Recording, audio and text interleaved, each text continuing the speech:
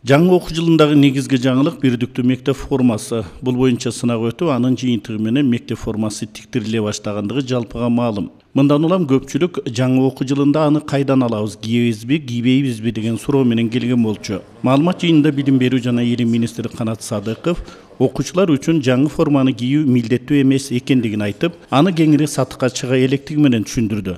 Формага болгон талаптарды биз быйыл болсо ачык айталы, мындай рекомендация катары киргизилсин деп сунуштап жатабыз, киргизиле баштасын деп.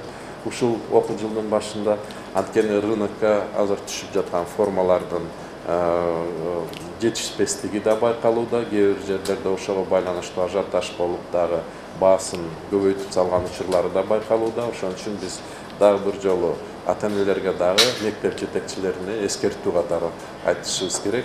Эгерде кээ бир ушу директорлор же болбосо жана тарбиячы окутуучулардын тарабынан мажбурлоо болсо, биздин министрликке кайрылсаңыздар толук укугуңуздар бар. Министр мырза, эгер мектеп жетекчилиги менен ата-энелер бир бүтүнгө келип, жаңы форманы тиктирип кийип алса болот, бирок мажбурлоо болбошу керек деп кошумчалады.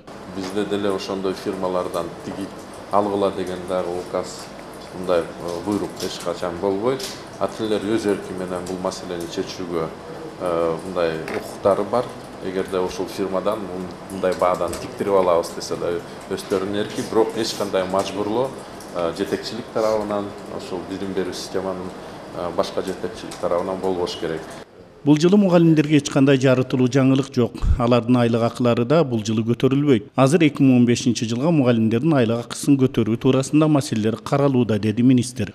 Бир аз айлык көтөрүү үчүн, мисалы биз 1000 сомго көтөрөлү десек, бир жылга 1 миллиард сомдон кем каражат керек экенин белгилеп кетишибиз керек.